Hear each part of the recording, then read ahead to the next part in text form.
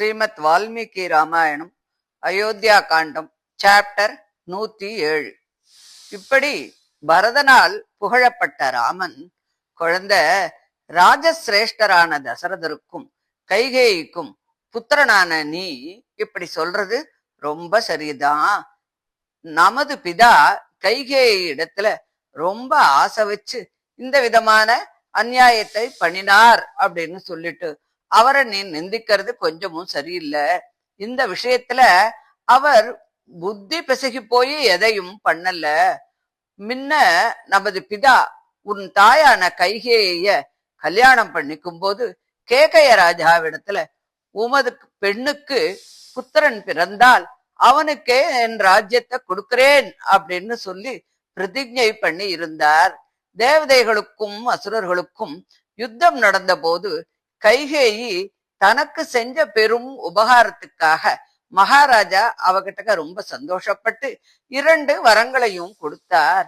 அவள் அப்படியே அவரை பிரதிஜை பண்ண சொல்லி உனக்கு ராஜ்யம் கிடைக்கவும் என்ன காட்டுக்கு அனுப்பவும் கேட்டுண்டா. ஆனாக்க தசரதர் தான் விவாக காலத்துல கைகேயிக்கு பண்ணின பிரதிஜையை மறந்து ராஜ்யத்தை உனக்கு கொடுத்ததாக எப்படி சொன்னார் அப்படின்னு கேட்டா, விவாக காலத்திலும் ரதி சமயத்திலும் உயிரை இழக்கக்கூடிய சமயத்திலும் நமது செல்வம் கொள்ளையிடப்படும் காலத்திலும் மித்திரனை காப்பாற்றவும் போய் சொல்லலாம். அதனால எந்த பாபமும் இல்ல அப்படிங்கிற நியாயத்தை அனுசரிச்சு அப்படி பண்ணினார்.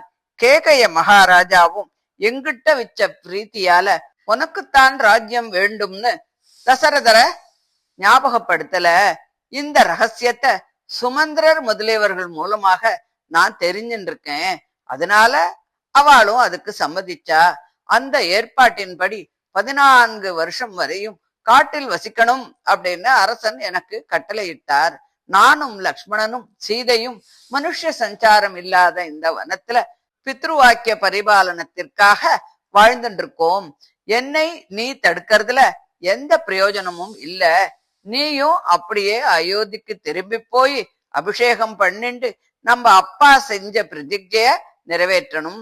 மகாராஜா கைகேயி இடத்துல பட்டிருக்கும் கடனை எனக்காகவாவது நீ தீர்த்துத்தான் ஆகணும். அப்படி செய்தால் நமது பெற்றோர்களை சந்தோஷப்படுத்தின புண்ணியமும் கீர்த்தியும் உனக்கு கிடைக்கும். முன்காலத்துல கயம் அப்படிங்கிற தேசத்துல யாகம் பண்ணிக்கிட்டு இருந்த கய மகாராஜா பித்ருக்களை பத்தி சொன்னதை பத்தி நீ கேட்டிருக்கலாமே. தகப்பனை புத் என்ற நரகத்திலேருந்து கரையேற்றதால புத்திரன் அப்படிங்கிற பேரு வந்தது. பெற்றோர்களை குறித்து தான தர்மங்களை பண்றதால அவன் சொர்க்கம் முதலே உத்தம நோகங்களை அடையறா. குணவான்களும் வேத சாஸ்திர நிபுணர்களுமான பல புத்திரர்கள் நமக்கு பிறக்க வேண்டும் என்று நாம பிரார்த்தனை பண்ணிக்கணும். ஏன்னா அதுல ஒருவனாவது கயை என்ற புண்ணிய ஸ்தலத்துல நமக்கு பிண்டம் போட மாட்டானா? நமது முன்னோர்களான ராஜரிஷிகளும் இப்படித்தான் சொல்லியிருக்கா. அதனால நமது பிதாவை நரகத்தில் இருந்து காப்பாத்து. சத்ருக்னனும் உன்னோடு வந்த பிராமணர்கள் மற்றும் எல்லோரையும் அழைச்சுண்டு அயோத்திக்கு திரும்பி போய் நமது குடிமக்களை தர்மமாக நீ ஆண்டுண்டு வா. நானும் தாமசம் இல்லாமல் தண்டகாரண்யத்துக்கு போறேன். நீ மனிதர்களுக்கு அரசனாக இரு. வனத்துல இருக்கிற பிராணிகளுக்கு நான் அரசனா இருக்கேன். நீ சந்தோஷமா அயோத்திக்கு போ. நானும் சந்தோஷமா தண்டகாரண்யத்துல இருக்கேன். ராஜாக்களுக்கு உரிய வெள்ளை குடை சூரிய கிரணங்கள் உன் தலையில் படாமல் தடுத்து குளிர்ச்சிய தரட்டும். நானும் இந்த வனத்தில் உள்ள மரங்களின் அடியில உட்கார்ந்து சூரிய கிரணங்கள் என் மேல் படாமல் செய்து கொள்கிறேன். கூர்மையான புத்தியுள்ள சத்ருக்னன் உனக்கு உதவியாயிருப்பான்.